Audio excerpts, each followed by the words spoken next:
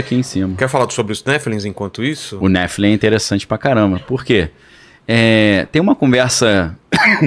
Tô coceira na garganta aqui. Quer água? Vou pegar água aqui. Tá. Tem uma conversa que eu acho curiosa, que os caras falam assim...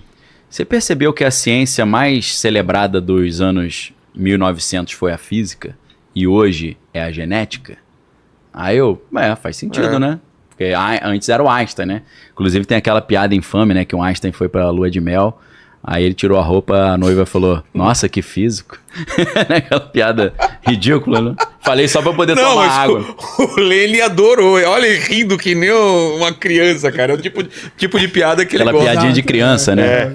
Por que a plantinha não vai ao médico à noite? Porque à noite só tem médico de plantão. São as piadas que eu consigo contar lá em casa pras crianças, né? Que o resto é tudo pesado. Essa é muito boa. Essa é boa, né? Pô. Então, o que a galera da conspiração diz? Jesus, ele é uma gambiarra que Deus fez para poder entrar num corpo humano, entendeu? Mas como é que Deus fez isso? Ele teve que criar um corpo diferente. Ele teve que fazer uma engenharia genética. Porque Maria, segundo o que a Bíblia nos ensina, não nasceu de uma relação homem-mulher. Foi uma gravidez virginal, né? Por quê? Porque ele não é um... Só com isso você já conclui que Jesus não é um bebê normal. Ele foi colocado ali por Deus, pelo Espírito Santo. A Bíblia diz, descerá sobre ti o Espírito Santo e o poder do Altíssimo te envolverá e conceberás. Então ela foi inseminada. A gente pode dizer que foi a primeira inseminação artificial da história. Para quem acredita que isso é verdade, eu acredito. E aí, Deus então criou um corpo modificado, capaz de receber o Espírito do próprio Deus sem explodir, ok? E aí Paulo vai falar que Jesus, sendo Deus, ele não usurpou assumir a forma de Deus, ele se esvaziou e assumiu a forma de servo. Então, para nós cristãos que acreditamos na Trindade, Pai, Filho e Espírito Santo, Jesus é Deus também. 1 João 5,20 diz, no verdadeiro estamos, isso é em Jesus Cristo, esse é o verdadeiro Deus, é a vida eterna. Para quem tinha dúvida que a Bíblia diz que Jesus é Deus, esse Deus ele não veio na plenitude da sua glória. Ele se esvazia e consegue entrar num corpo humano modificado. Aí a galera diz que Satanás, quando olhou isso, falou, o macete é esse? Criar um corpo geneticamente modificado para poder entrar? Vou fazer isso também. Então ele tem trabalhado isso já de gerações em gerações. Criando bebês modificados para que seres espirituais poderosinhos consigam entrar. Que não conseguiriam entrar num ser humano normal. Então, o que a física nos anos 1900 fez? Aí entra Twin Peaks, que pra mim é minha série favorita. Né? David Lynch, pra mim... Eu assisti. Todo mundo fala dessa série. Mas assim... maluca, né? É muito maluca. Você tem que assistir a temporada 1, a 2 e a 3, que veio 25 anos depois. Tá? Inclusive, o último episódio da segunda temporada, que foi em 1990, a Laura Palmer... Ela fala, te vejo daqui a 25 anos. A série para e volta exatamente 25 anos depois. Muita maluquice, né? Muito, cara. Isso é loucura, David Lynch, né? Mas assim, eu falei que é a minha favorita, mas não assista, que você vai assistir, não vai gostar e vai reclamar comigo e falar que perdeu tempo. Porque ela tem um ritmo totalmente estranho. É malucaça, é muito maluco. E além das 3 temporadas, tem o filme, né? Que é o último dia de Laura Palmer, que é o filme Twin Peaks, que é sensacional também. Mas assim, Twin Peaks mistura... É porque eu gosto de quebra-cabeça, né? Então Twin Peaks é um enorme quebra-cabeça. Aí o Mark Frost, que é o roteirista, ele escreveu 2 livros ajudando a explicar o Twin Peaks. Num desses livros ele explica que no Twin Peaks, a bomba Trinity, que foi a primeira bomba que eles testaram lá, o Oppenheimer, ela abriu uma fenda no espaço-tempo e permitiu que seres espirituais malignos viessem para a nossa dimensão. Eles fizeram isso já de propósito.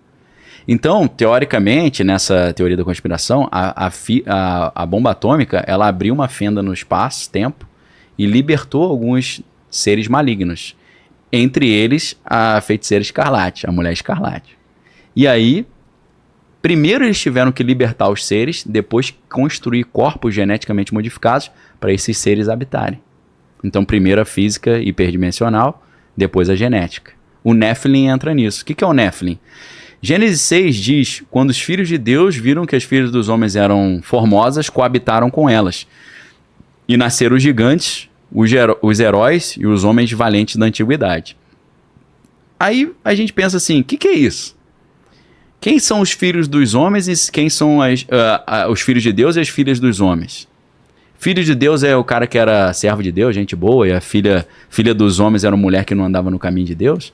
É difícil essa interpretação, porque significaria que se um cara crente casar com uma mulher que não é crente, ia nascer filho gigante, só jogador de basquete, né? Então é uma teoria meio estranha. Filho de Deus é uma das categorias das hierarquias angelicais, pelo menos para Moisés Maimônides, que é um teólogo judeu medieval. Ele separava várias hierarquias angelicais, são 10, né? Tem Ishim, que são os homens, né? Ish é homem hebraico. Tem os Elohim, que seria deuses. Tem os Erelim, que são seres elétricos. Tem Ofanim, que são as rodas. Tem Hashmalim, que são seres brilhantes. E tem Bnei Elohim, que são os filhos de Deus. Então, filho de Deus, para a hierarquia angelical de Maimônides, é uma categoria angelical. Então, a teoria dos Néfilim são o seguinte: alguns anjos caídos quiseram transferir o reino de Lúcifer do nível espiritual para a Terra. Para isso, eles criaram corpos geneticamente modificados capazes de receber o espírito desses anjos. Corpos gigantes, para que eles pudessem também ter uma força física descomunal e vencer e destruir o povo de Deus fisicamente. Só que Deus interrompe esse processo, esse plano, com o dilúvio. Mas como eles fizeram esses corpos? Então, aí eu já... Porque fala de... O buraco é mais embaixo. Coabitar seria transando com...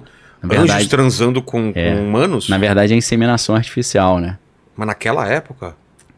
Essa é a teoria. Aí você entra na alta magia, que é a magia cerimonial, que é a coisa de alto nível, que é grupos bem elitizados, secretos. Você tem um negócio de súcubos e íncubos. Você já ouviu falar nisso, né? E isso vem do mundo antigo, dos ritos de fertilização. Rito de fertilização é o seguinte: naquela época não tinha supermercado, né? Você fala, pô, quero comer um negócio, você vai ali no fast food. Você dependia de chover e ter sol, né? Então o que o cara fazia? O cara chegava para os deuses lá e falava, ó, abençoa minha colheita aí, senão eu vou morrer de fome. E aí, o que eles faziam?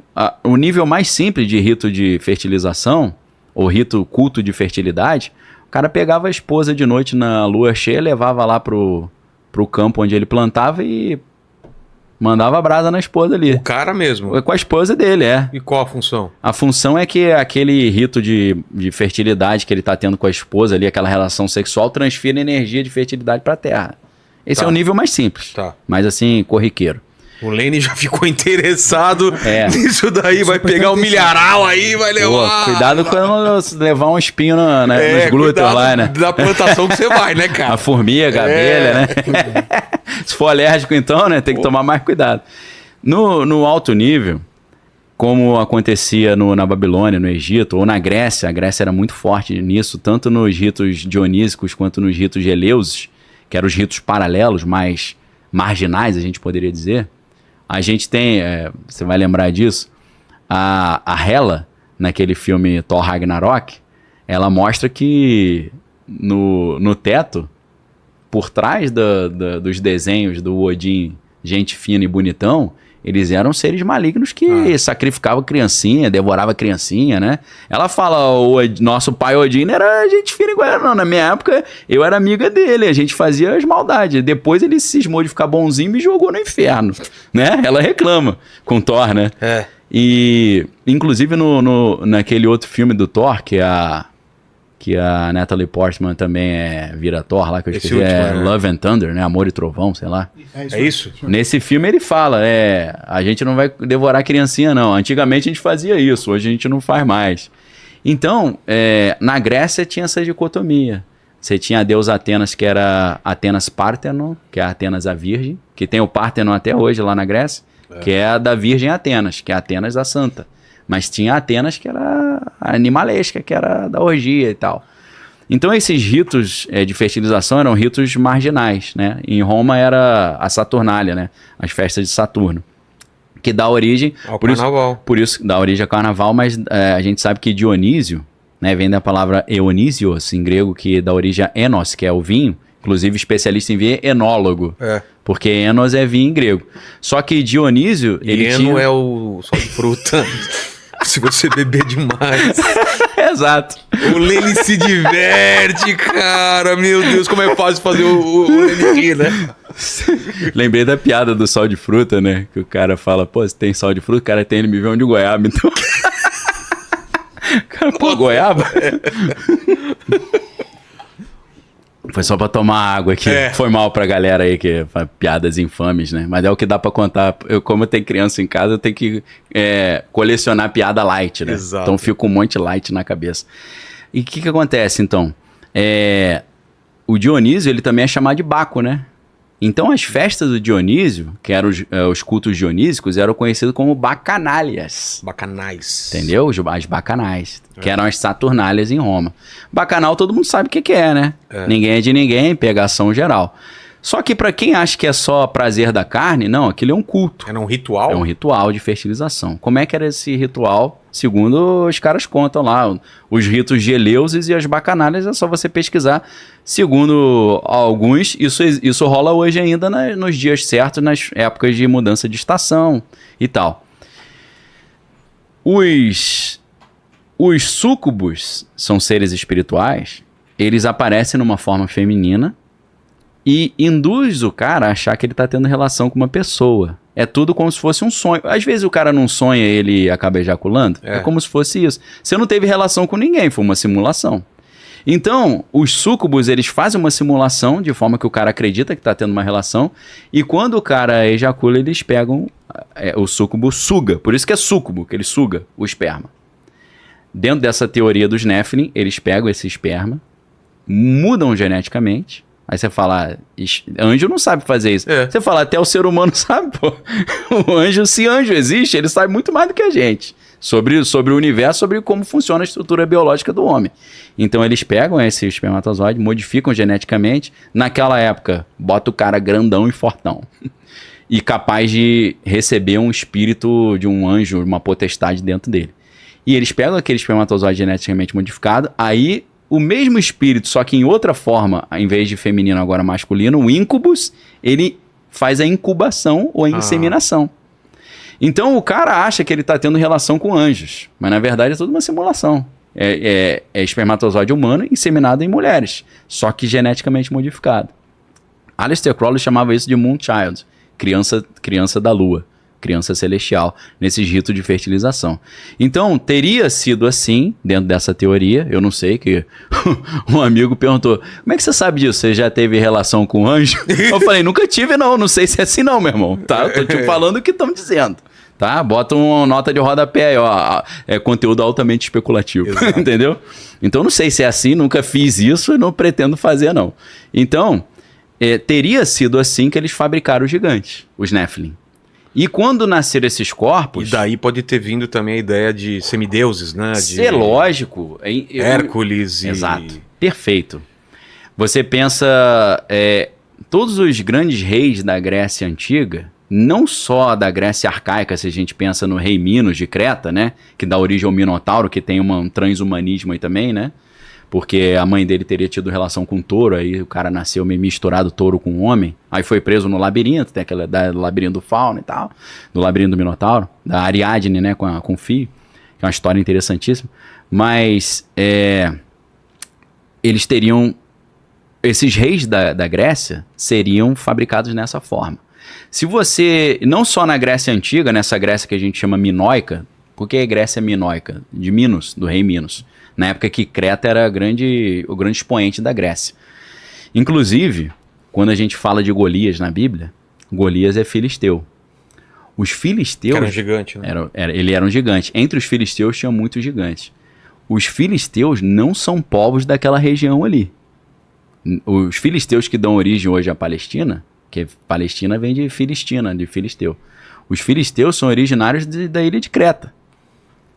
É por isso que tinha gigante ali, eu imagino porque eles são frutos de experiência genética que Zeus estava fazendo naquela região. Você sabe que Zeus era pegador, né? Que ele pegava geral, né? Pegava geral e tinha um monte de filho semideus, né? E eu acho que era assim que ele engravidava as mulheres. Não só nessa Grécia minoica, arcaica, na época que o rei Minos era o famosão, mas até Alexandre o Grande, pô. A história conta que a Olímpia, mãe de Alexandre o Grande, foi engravidada por Zeus. E aí o pai, o rei Filipe da Macedônia, ouviu a mulher dando os gritos no quarto, foi olhar no buraco da fechadura. Falei, o que minha mulher tá fazendo aí? Será que o Ricardão tá na área? Quando ele olhou, o Zeus estava no esplendor da glória, queimou o olho dele, por isso que ele era caolho, pô. o pai do Alexandre o Grande. Então, Alexandre o Grande, ele se dizia, ele fala, eu faço as coisas porque eu não sou normal, não, eu sou filho de Zeus. Meu pai é pai adotivo, aí, pai de criação. Entendi. O rei Filipe da Macedônia não é meu pai, não, meu pai é Zeus. Mas realmente, se as histórias que Plutarco, o Teucídides, diz, os grandes historiadores contam do Alexandre, se for verdade, realmente o cara era sinistro, né? Teve uma situação, por exemplo, que eles estavam numa cidade murada, cercada, e aí tava todo aquele exército inimigo ali, cercou a cidade, e aí ninguém entra, ninguém sai, comida acabando. O Alexandre falou, aí é aquele Zugzwang, né, do xadrez. Você tem que fazer alguma coisa, não pode ficar parado. Ele pulou lá de cima da muralha sozinho. Só que aí quando ele pulou e caiu no meio do exército inimigo gigante, os caras acharam que ele tinha caído do céu. E aí eles correram pra trás, que ficaram com medo. Falaram, pô, é um deus, né? Quando eles viram que era o Alexandre, eles partiram pra cima. O Alexandre ficou muitos minutos ali lutando sozinho com a multidão. Até que os caras viram, pô, o Alexandre pulou, vamos também. Aí eles pularam, tiraram ele meio machucado, né? Sim. Mas realmente o cara fazia coisa assim mirabolante, né? Se é que as coisas são verdade. Então você falou exatamente o que eu ia falar. Esses heróis, tipo Hércules, devem ter sido Néfilins nesse sentido. Pessoas com habilidades excepcionais que foram fabricados dentro desse sistema maluco aí.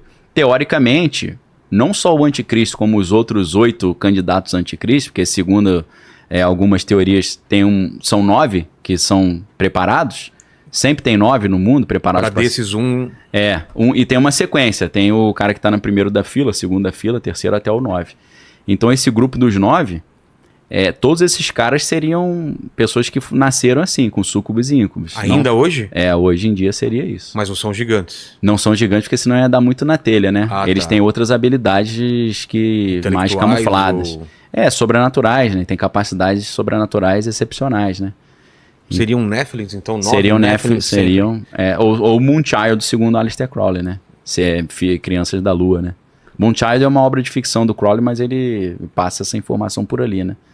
Seria um fruto dessa inseminação artificial, desse rito de fertilização e pessoas geneticamente modificadas, capacitadas para receber seres espirituais muito mais fortes, forças espirituais fortes.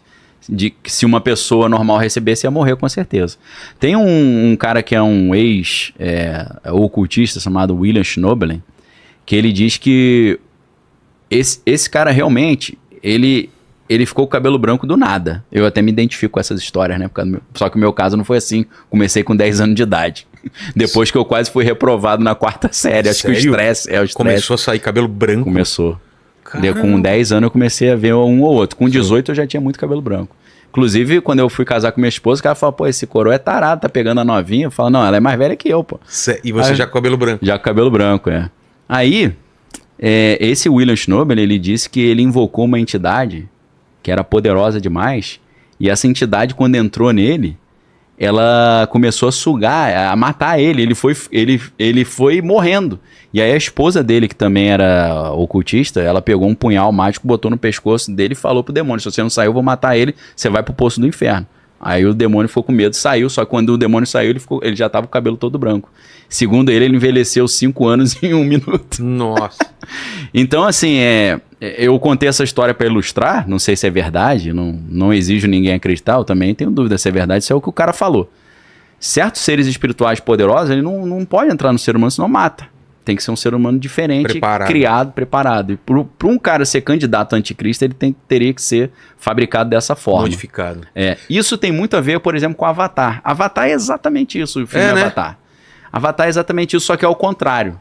Não são os seres espirituais invadindo a Terra, são os homens invadindo um outro planeta. E aí o que eles fazem? Ideia, né? O Sam Worthington, né, aquele cara, você vê que ele é um cara cadeirante, né? Só que o que eles fizeram? Pegaram o DNA dele, que era um membro do exército americano, um capitão, sei lá, misturaram com o DNA do povo daquela alienígena, que eram os Navi. Navi, inclusive, é profeta em hebraico, né? O livro dos profetas é Nevi'im, né? Navi. Tem vários nomes meio bíblicos ali. A questão da árvore da vida que tem lá, mistura um pouco com Kabbalah, mas também tem a ver com a árvore da vida da Bíblia. O que eles fizeram? Para eles invadirem o planeta alienígena, eles pegaram o DNA do ser humano, misturaram com o DNA dos alienígenas, criaram um corpo híbrido que os seres humanos, nesse corpo híbrido, conseguiam projetar sua consciência para esse corpo. Lembra que ele usava a máquina e ele controlava? Só que aí o que aconteceu? Então, os seres humanos passavam meio despercebidos ali. fantasiado do povo nativo local. Só que aí o cara mudou de time, ele virou a casaca, que em vez dele ficar no time dos humanos, ele ficou no time dos alienígenas. E aí o que eles fizeram? Olha, existe uma maneira de você transferir a sua consciência definitivamente, permanentemente.